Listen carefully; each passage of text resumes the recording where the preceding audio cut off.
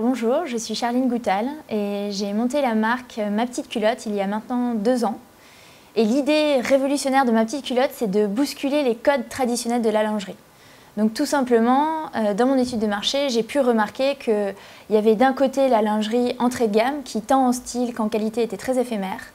Et de l'autre côté, une lingerie très traditionnelle avec beaucoup de dentelles, beaucoup de rouge, de noir, de blanc, enfin des thèmes qu'on a l'habitude de voir, qui envisagent la lingerie avec beaucoup de sexy, ce qu'on aime toutes évidemment. Mais l'idée de Ma Petite Culotte, c'est vraiment de bousculer ces codes et de proposer une autre vision de la lingerie, une autre vision de la séduction, avec davantage d'authenticité, de spontanéité et surtout du sourire. Et c'est pour ça qu'on a créé certains modèles avec de l'audace, notamment ce modèle-là, avec une petite poche juste derrière pour y glisser. Alors on peut y glisser un préservatif ou d'autres petites choses secrètes, comme un petit bonbon, un petit message, enfin on a beaucoup d'anecdotes de clientes.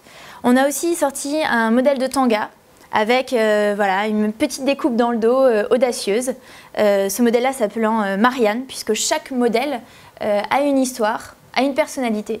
Donc là par exemple pour ce modèle Marianne, j'ai voulu revisiter les couleurs du drapeau tricolore de notre pays. L'idée c'était pas de mettre évidemment un drapeau sur les fesses, mais voilà, de faire quelque chose de plus créatif, de plus design, mais qui a du sens. Ma Petite Culotte, ça fait bientôt 1 an qu'elle est commercialisée.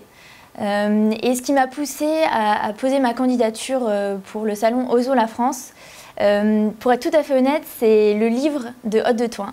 Que j'ai lu il y a plusieurs années, et quand j'ai vu que Haute de Thoin était l'organisatrice de ce salon, je me suis tout de suite dit ah ben c'est tout à fait notre philosophie, c'est tout à fait la philosophie de Ma Petite Culotte, d'oser, et en plus étant une femme je me sens encore plus concernée par son discours et j'ai absolument pas hésité à postuler donc à cet événement, et j'étais absolument ravie lorsque j'ai su qu'on était sélectionné, surtout qu'en général ce sont plutôt des projets innovants technologiquement qui sont sélectionnés pour ce genre de salon. Et là, Ma Petite Culotte, on est révolutionnaire, mais davantage dans le côté marketing.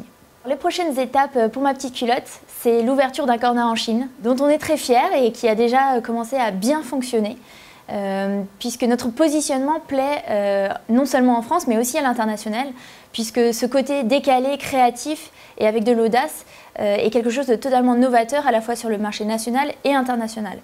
On a également les pays limitrophes de la France, donc la Belgique, la Suisse, l'Angleterre, l'Espagne, qui sont extrêmement intéressés pour nous distribuer. On est en ce moment en relation avec des distributeurs physiques pour nous distribuer. En France, on peut nous trouver sur notre site internet mapetiteculotte.com, ou bien on a aussi une vingtaine de distributeurs, que ce soit à Paris ou dans toute la France. Voilà, ce sont majoritairement des concept stores. Et la grosse actualité de Ma Petite Culotte, c'est que nous sommes en pleine levée de fonds. Nous venons de lancer cette étape. Donc je lance un appel aux investisseurs potentiels qui pourraient être intéressés pour investir dans Ma Petite Culotte.